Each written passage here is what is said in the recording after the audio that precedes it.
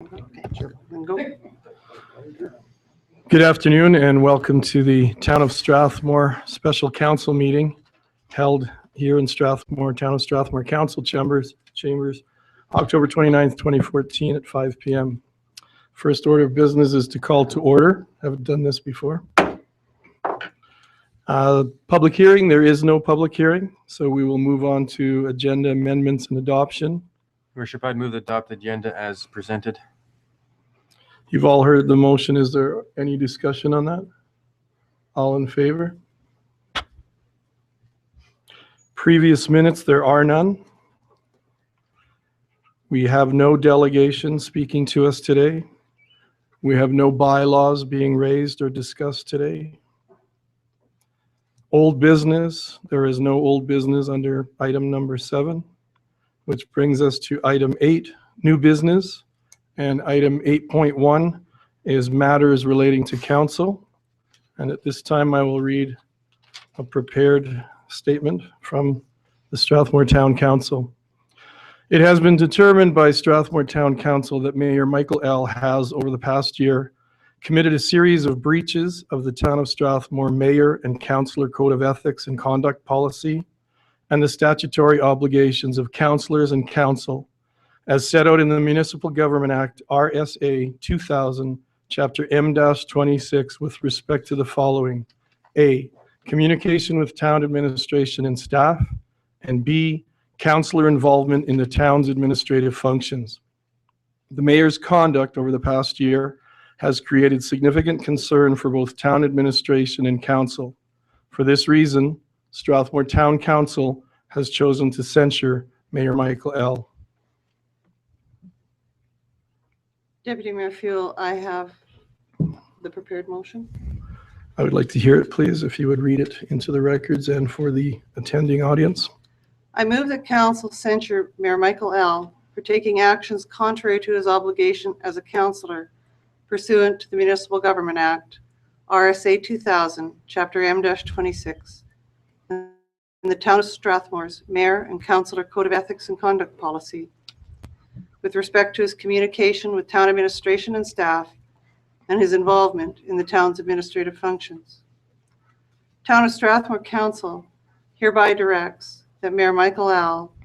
is required to adhere to his obligations as a councillor under the Municipal Government Act, RSA 2000, Chapter M-26, and the Town of Strathmore's Mayor and Councillor Code of Ethics and Conduct Policy, and is not to interact or communicate with town staff without the approval of the CAO or Deputy CAO, and is not to interfere in the administrative functions of the town, and not to communicate with the CAO without council's direction unless the communication occurs within the context of a council or council meeting.